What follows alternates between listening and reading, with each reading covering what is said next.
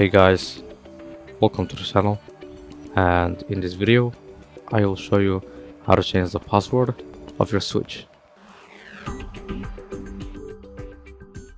So first, what you want to do, you want to go to security, and then here you see your old password, so you enter your old password.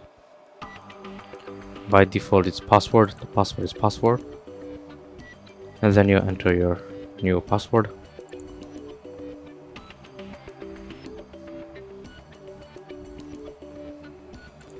And then apply. Then you enter your new password. And basically that is it. That's it for this video. Make sure to like, comment and subscribe, and see you in the next video.